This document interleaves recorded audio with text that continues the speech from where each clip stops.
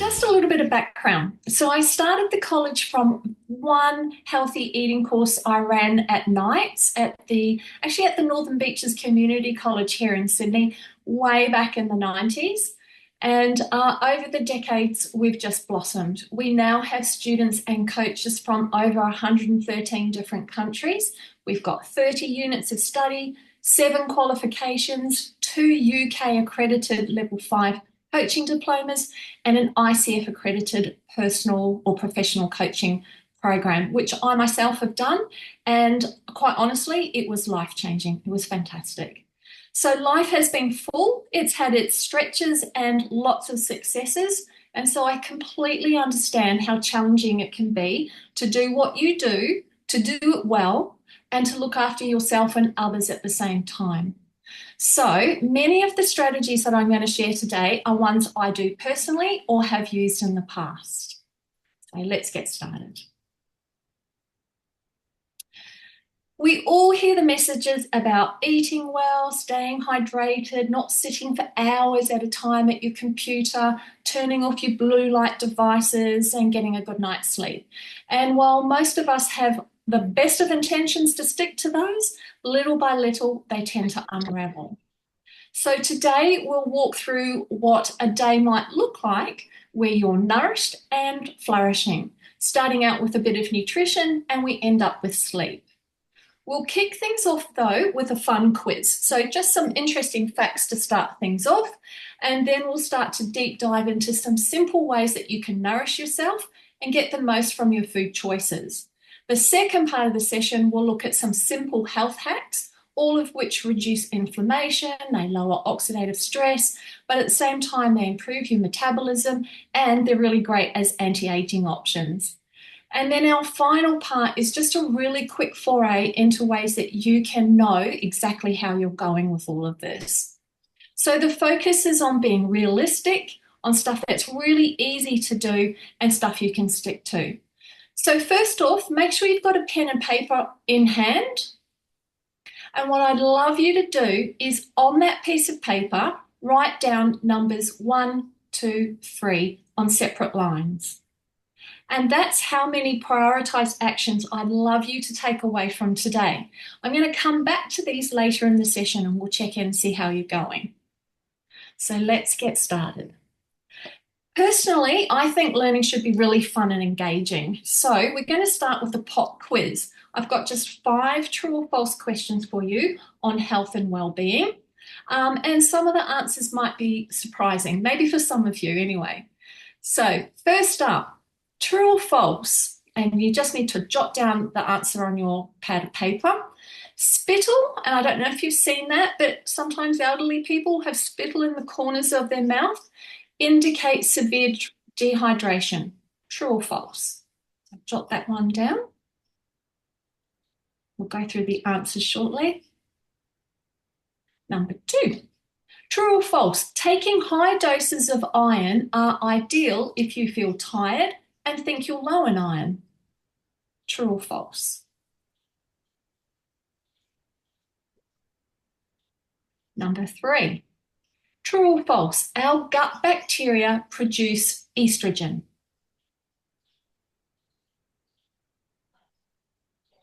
And question 4.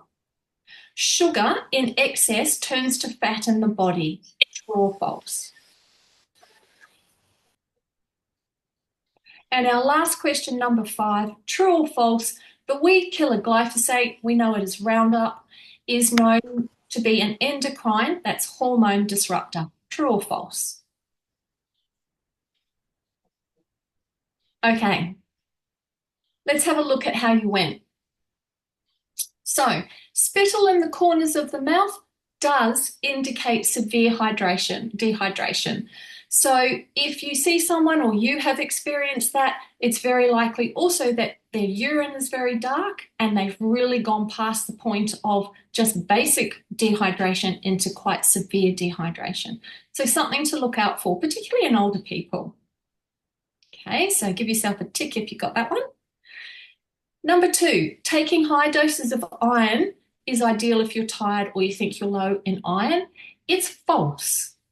A single high dose of iron, for example, 100 milligrams, which is routinely prescribed, actually causes the release of a substance in your body called hepcidin. And hepcidin blocks iron uptake. It's all about the body maintaining a beautiful homeostasis or balance because high levels of iron in the body wreaks havoc on lots of other nutrients and in itself can cause oxidative processes. So more, in this case, is not better. Okay. Number 3. Our gut bacteria produce estrogen is true, and it's one of the reasons why the gut's so important for women in terms of going into perimenopause and menopause in the best shape possible. And we'll have a look at that in a bit more detail. Number 4, sugar turns to fat in the body. One of the biggest myths out there. In fact, de novo lipogenesis, that's what we're talking about, which is the production of fat from non-fat sources, e.g. carbohydrates, occurs at such a tiny amount under normal conditions in the body that it does not significantly alter our body fat or weight. And we'll come back to that one soon as well. And true or false, weed killer glyphosate is known as an endocrine disruptor, 100% true. And sadly, in Australia, it's still sold in supermarkets and hardware stores, and lots of councils continue to use it. Not only does it interfere with our hormone function, but it's being linked to cancers, and it kills our pollinators. And if you haven't noticed a severe decline in butterflies, bees, bumblebees are nowhere to be seen, then you're not looking. It's out there. In fact, there's actually numerous legal actions, mostly in the US. We haven't been successful here in Australia, linking it to childhood and adult cancers. And in the US in April 2019, Bayer paid $10.9 billion in relation to claims around falsified documentation and that they concealed data that showed the link between glyphosate and human ill health. So I really urge you as a matter of health to avoid the use of glyphosate and to encourage other people to do the same. It's banned in Mexico, Germany, Saudi Arabia, Vietnam, and at least 15 other countries have restricted it. So I hope that was an interesting quiz and there were some interesting tidbits there for you. We'll take a look at some of these areas in a little more detail so you can hone in on areas that you might like to make some changes to improve your well-being. So part 1. I'd like to take a slightly different approach to the whole healthy eating for busy people and not really go through nutrition as such, but rather some nutritional strategies. Because at the end of the day, most of us have a reasonable understanding of what a healthy food actually is. And essentially, it's food that, as best as possible, resembles its original form in nature. And of course, being told to eat certain foods and so many serves of this and that a day or grams of this and that is sometimes just more noise than it is help. So what I would like to do today is offer some convenient strategies that might help you to get the best out of what you do eat and drink. And what we'll look at are 3 things: swapping out UPFs, that's ultra processed foods, limiting our endocrine disruptors, and caring for our microbiome. So first up, UPFs. Just reducing the intake of ultra-processed foods alone can significantly improve your nutrition and health. There is a huge body of evidence, and it's growing, that UPF foods, such as fat-altered products, processed seed oils, packet meals, fast foods, all those foods that are laden with chemicals to stay fresher longer on the shelves, are involved in an increasing number of modern-day diseases, particularly those that have an inflammatory process at their core. So just by swapping out some of these for really simple foods, you can improve your gut, you can reduce your spikes in insulin, can reduce inflammation, increase your energy, and then also reduce your risk of disease and possibly even save some money, particularly on doctors. Keep in mind, I'm not being puritanical about this. The idea is simply to push the scale in favour of the healthy foods. It's okay to have some ice cream and other sorts of foods. There's absolutely nothing wrong with that if by and large your diet is healthful for you. So, one of the easiest ways to start to do these things is to read labels. And that might sound really dull and boring, but actually, it's a really powerful tool. All regions that, at least that I know of, require manufacturers to list their ingredients of a food in greatest amounts to least amount. So, for example, if you look at the example of the ice cream on the slide, you can see that it's mostly made of fresh milk. That's its major ingredient, which you would expect for an ice cream. So, what we're looking out for in using this strategy is sugar. Where is sugar? What are the additives? And where's all the processed fats and oils if they're there?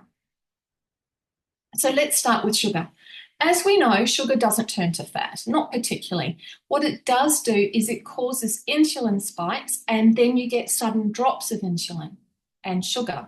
The insulin, in fact, is the hormone that blocks the use of fat in our body as a fuel. So it's kind of like a fat storage hormone in some ways. So, in fact, it's the biological effect of sugar in the body that impacts our body fat. Now, if we check out that ice cream again on the slide, you can see that sugar is listed as the third ingredient in terms of the greatest quantity. Keep in mind it also has maltodextrin, which has been shown to cause blood sugar spikes as well. So you could say with reasonable confidence that this product is likely to be high in sugar and that there's probably a few better options out there in terms of a treat. So let's move on to additives. What we're trying to do with additives is reduce the burden on your body to detoxify the chemicals and reduce your exposure to the harmful effect of some of those.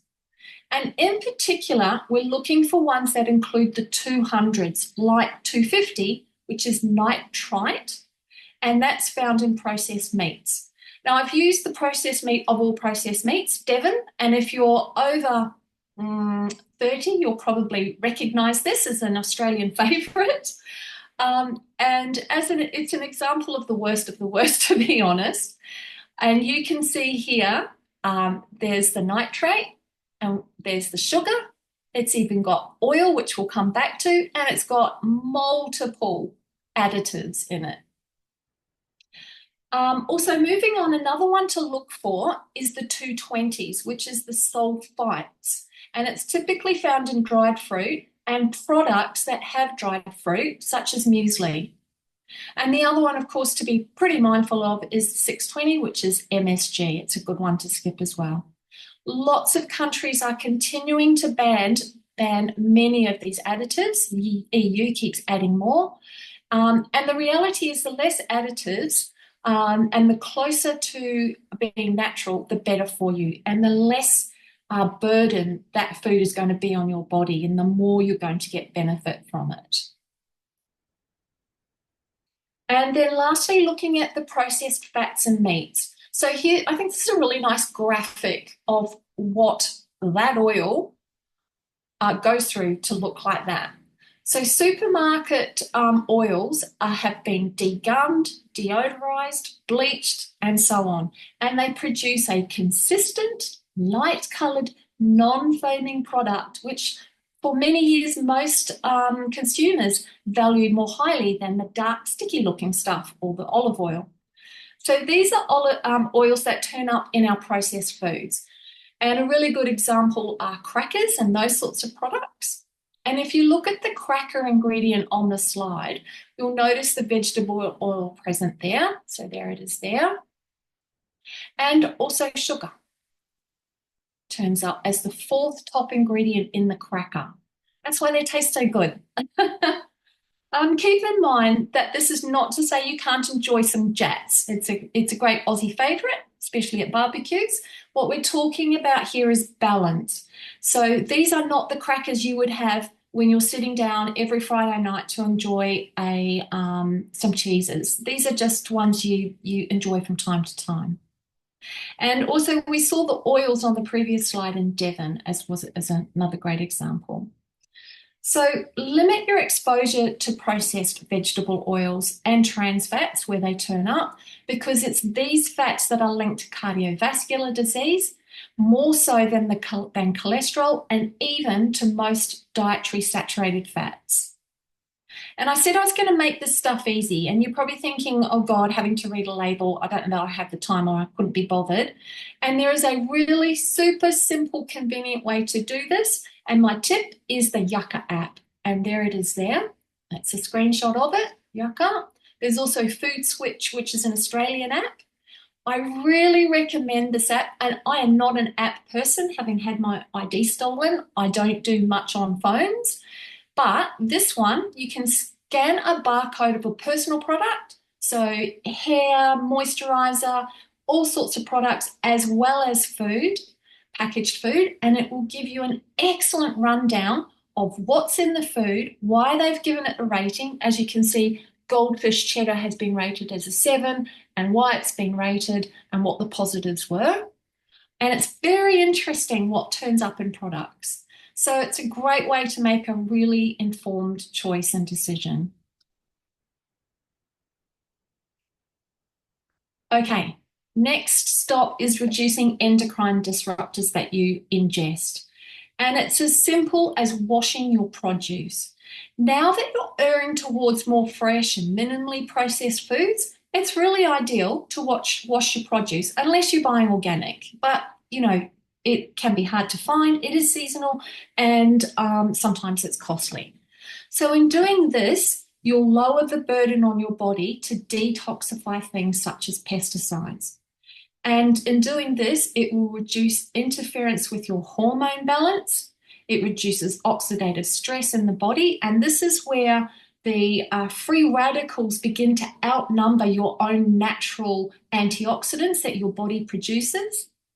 And both of these factors are linked in inflammatory diseases and aging.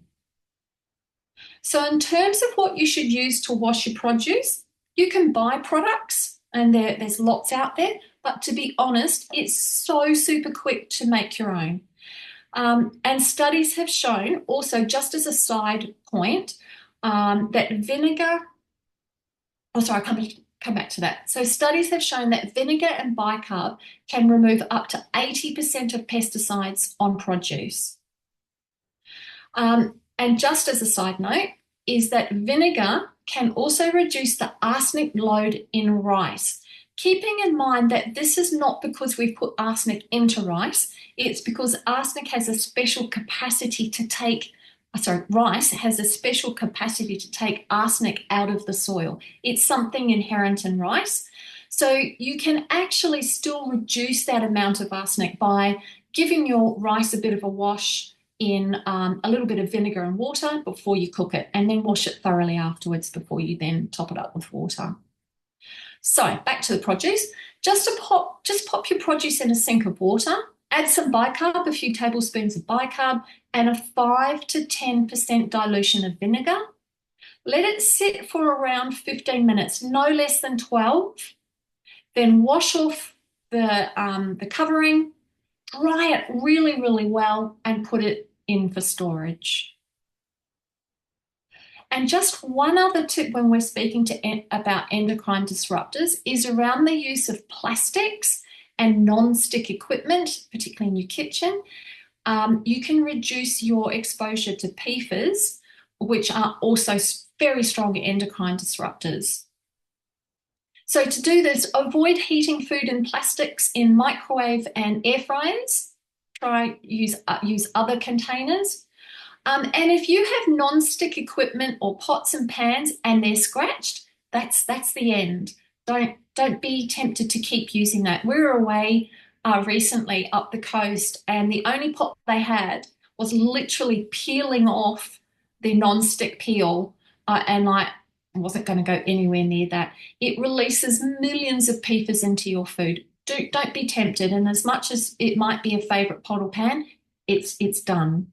So instead, opt for ceramic, glass, stainless steel, cast iron, and those sorts of things.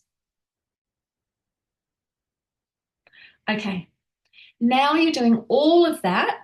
you're not only getting more nutrients and you've got less toxins mucking around in your body, which is awesome. It's time to look at your gut to make sure your gut is functioning as well as it can be. So we've learned a lot about the gut. We've still got a lot more to learn in the past few decades. We know that the gut bacteria makes estrogen. We know that already. That the gut affects our mood because it makes neurotransmitters that communicate with the brain and the nervous system.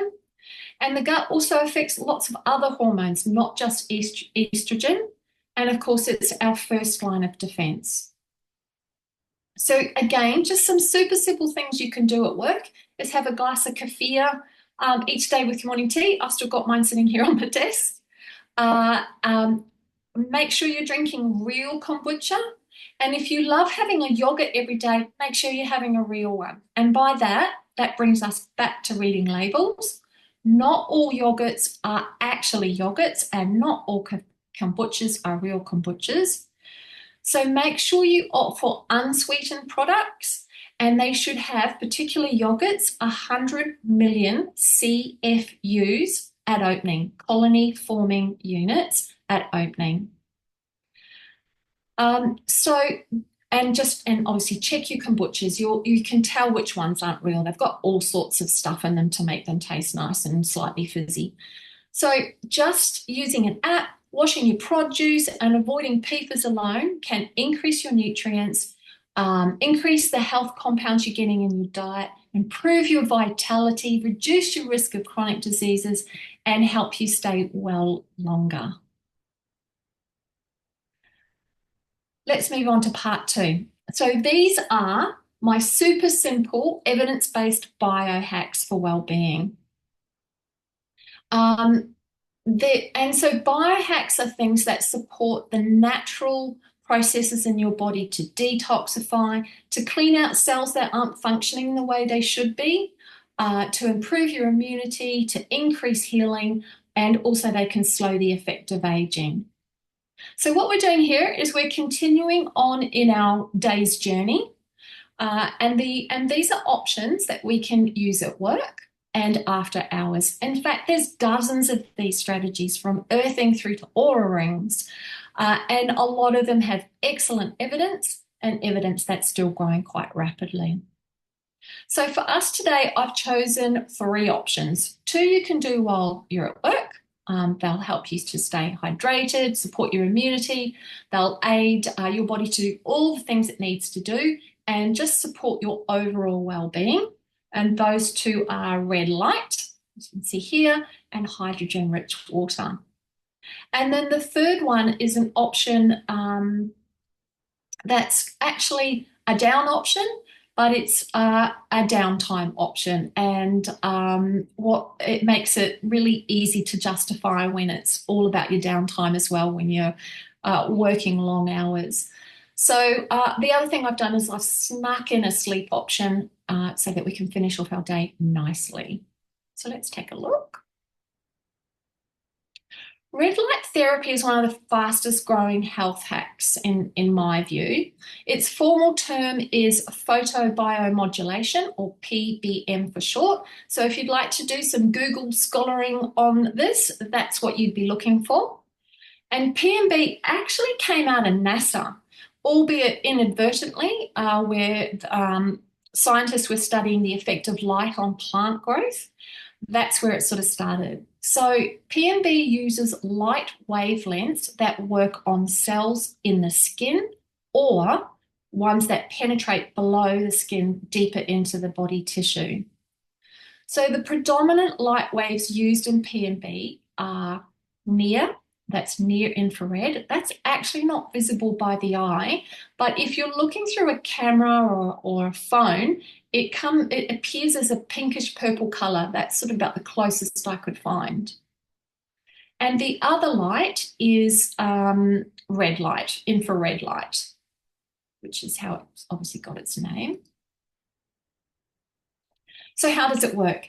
There's actually, without going too much into the chemistry of it all, there's aspects of our skin and hemoglobin under the skin that influence which light does what and where in the body. So, for example, Red light is actually not well absorbed by the skin. It has a kind of a reflective quality to it. So it scatters it across the skin quite widely and very superficially.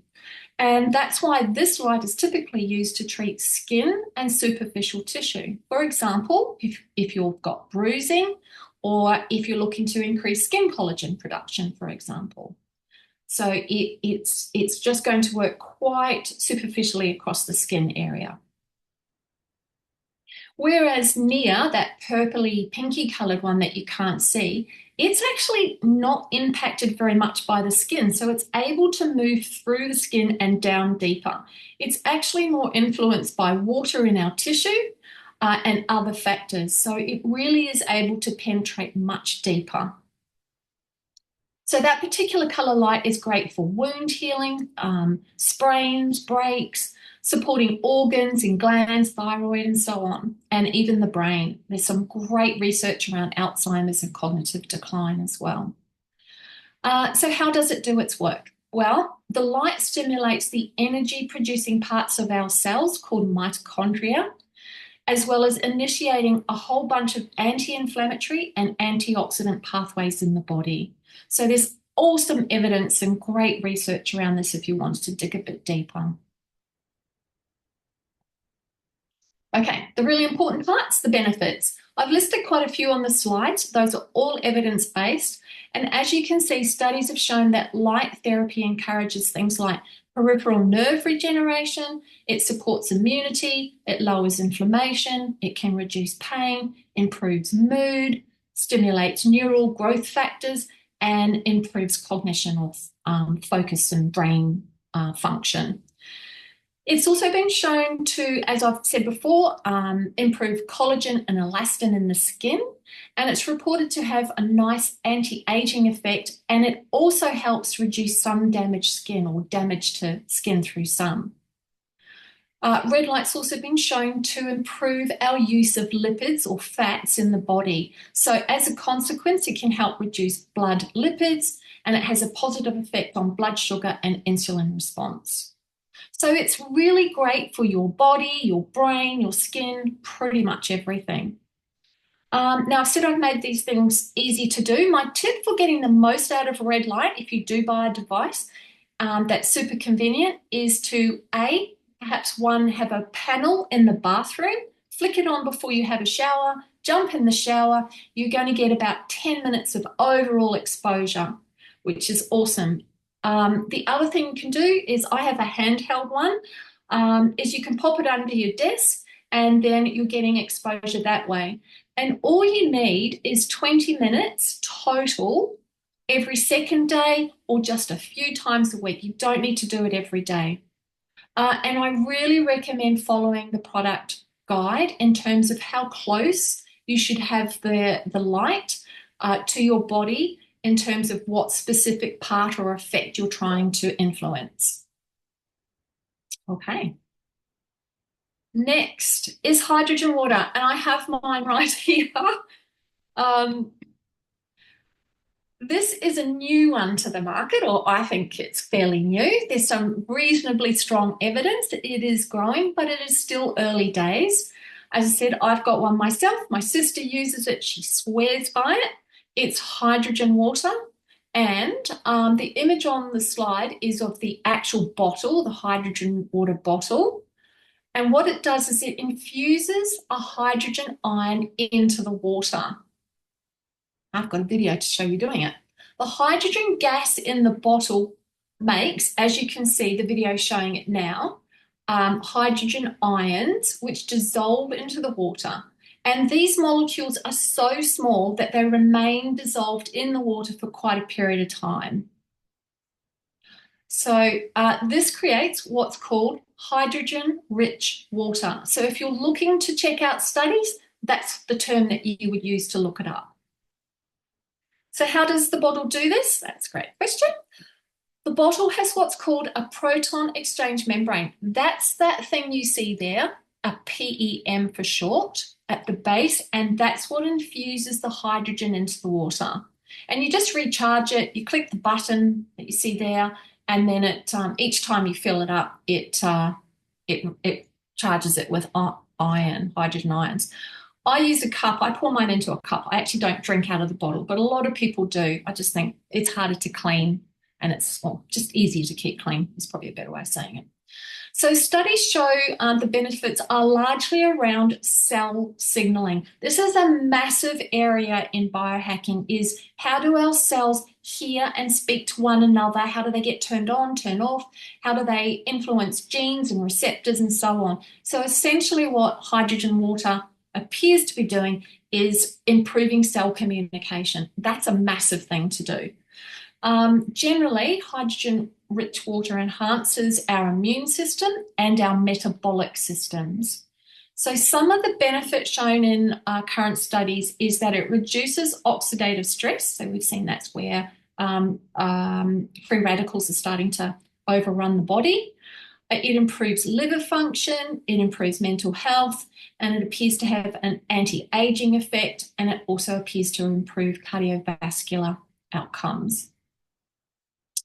So interestingly too, hydrogen-rich water significantly increases the good bacteria in the gut by increasing the amount of short-chain fatty acids that they feed off. So it actually has a really significant increase in SFAs, short-chain fatty acids, and therefore promotes really good gut health. And lastly, and I love this one, there's some really interesting benefits around the efficacy of our brown adipose tissue, BAT. Yeah, I've got that there.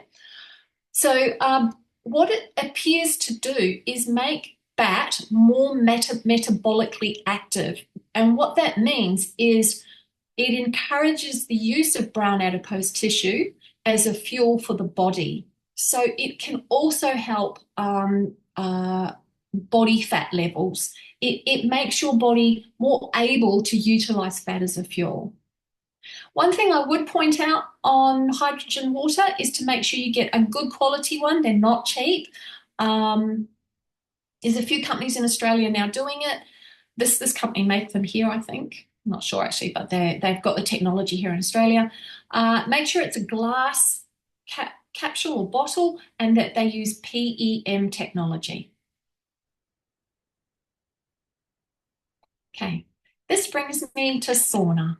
So you have worked very hard, not just at your job or your business, but all aspects of life. And this is one hack that has a downtime that is. So sauna is one of the fast growing re-emerging trends, and it's got extensive decades of research in terms of its benefits. So sauna in the studies has been shown to support cardiovascular and respiratory health. It can reduce the risk of high blood pressure, it reduces inflammation, and potentially improves longevity. Studies have shown that exposure to this kind of thermal therapy has the capacity to also reduce body mass, and that seems to be through activating a number of enzymes and factors that influence fat hormones and fat receptors in the body. Studies from the EU show that 2 to 3 sessions a week can lower cardiovascular risk by as much as 30%. And what's even better now is a lot of them now come with inbuilt red light, and that's, you can sort of see that in that image. There are lots of home options. They're not terribly cheap. You can get ones for 2 people or 4 people. They're really popular, I think. There's lots of New South Wales businesses selling these as well now, but you can get them from all around the world. So this brings us to the end of the day. Now, if you're anything like me, bedtime is where you get some of your best ideas. So turning your head off at night is not always an easy thing. Just from the outset, I would recommend having a notepad by your bed so that you can let go of rehearsing that awesome idea that you don't want to forget and then focus on going to sleep. And a super simple and quite new to the market health hack is white noise devices. And there's one on the screen here. It's actually really quite small. Probably looks bigger than it is there. These have been a game changer. I use something like this and I've finally been able to sleep through the night. And if I do wake up, I go straight back to sleep. And I know a lot of people are using these quite successfully. So, disturbed sleep cycles have been linked to lots of health issues. And so, working out what works for you is always going to be beneficial for your well-being.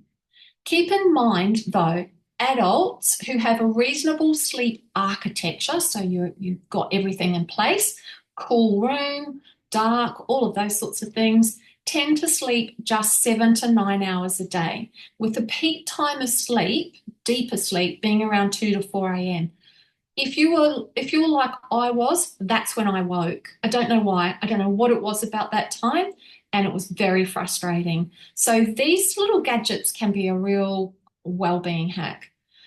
So I'm hearing some of you going, yes, that's exactly what happens. So there's a really great reason to give one of these a try. So I've popped an example on the slide. I use a podcast. I have a podcast that I listen to each night. It's not a work related one. It's more a spiritual one. And they start off, there's a bit of a giggle and then they sort of dive deep into things. And that's when I go, oh, I'm done, I'm exhausted. And I go to sleep quickly and I stay asleep. And if I do wake, I go straight back to sleep. It's been amazing.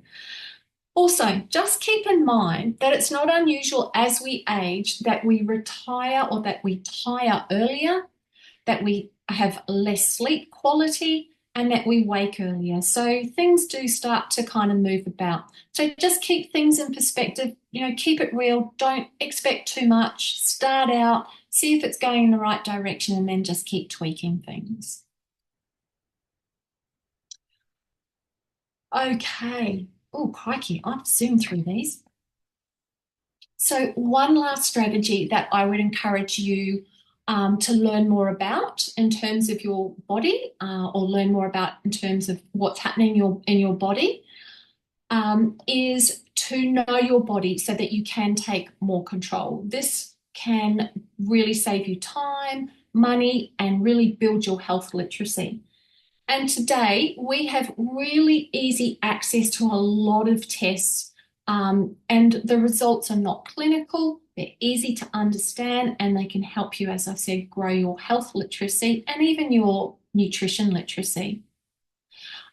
This company, iScreen, is an Australian company. As I say, it's very accessible. There are other companies who are doing the same sort of thing. And it's just a really great example of how you can take control of your health.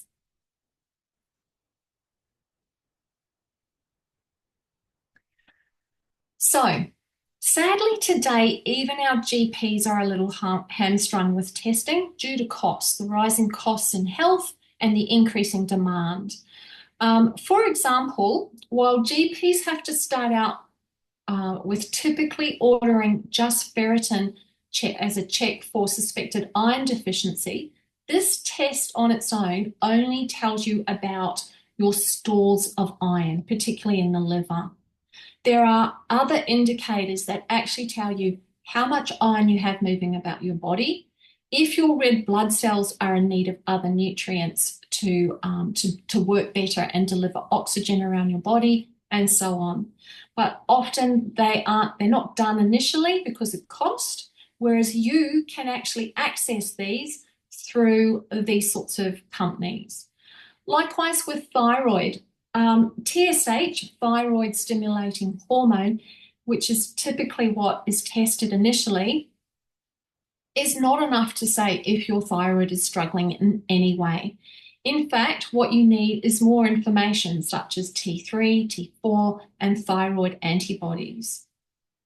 Additionally, looking at things like B12, vitamin A, and D is ideal when checking your reproductive hormones, because most of the important compounds in our body, like hormones, require a number of nutrients to convert them into usable forms in the body.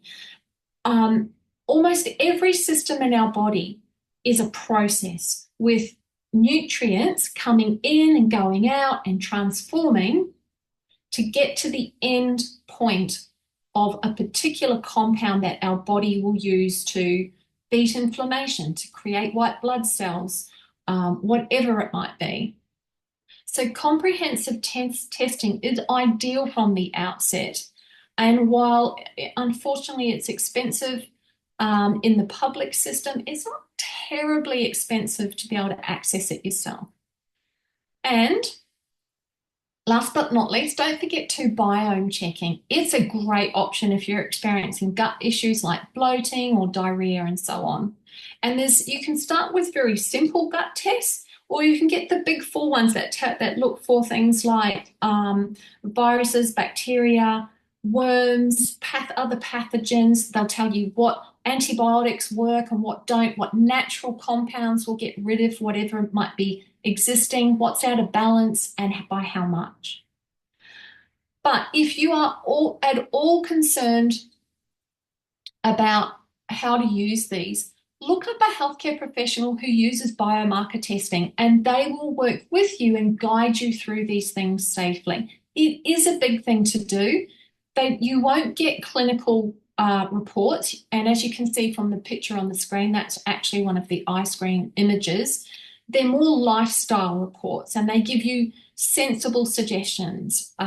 So you don't have to interpret these reports, but it can be a great place to start with a professional who uses these.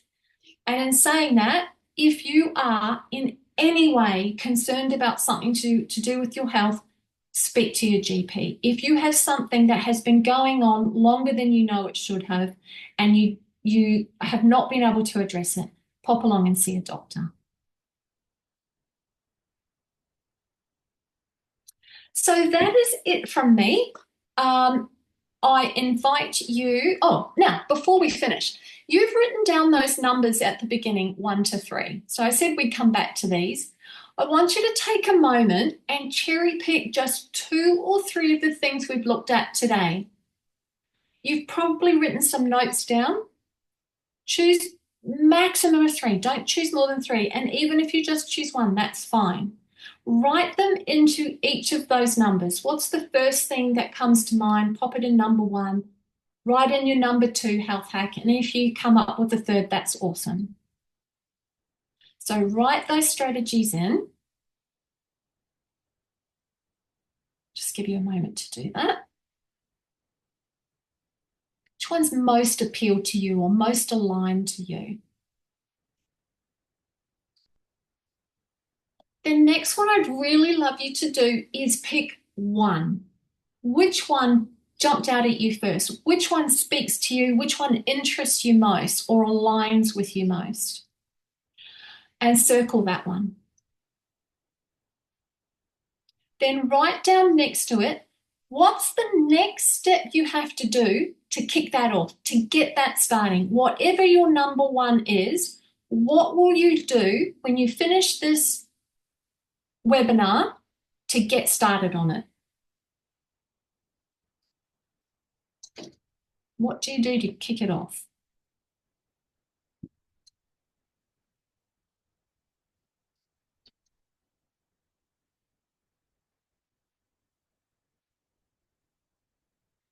I've got 2 other questions, so bear with me.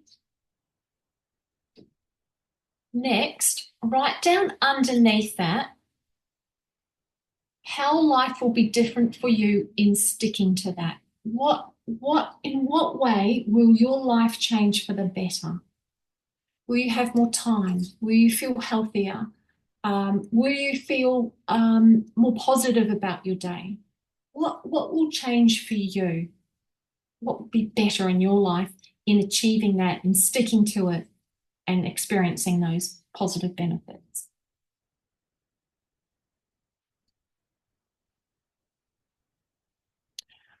And one last question. If you can note down, why is it important to you to make this change? That's it. Why is it important for you to do this today?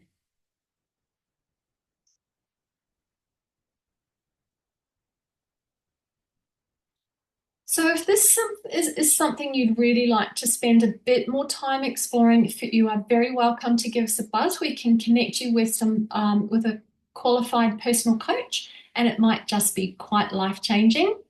And in the meantime, we've got a 40% off discount on some of our micro courses. They're very short courses, 1 to 2 hours, three at the most. Um, and there's a code on the screen.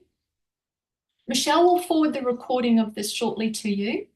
And I hope you've enjoyed the session. And I hope you've had some lovely aha moments because those are the beginning of an amazing journey of you walking yourself towards your well-being. So thank you, everyone. It's been lovely to spend the hour with you and stay well.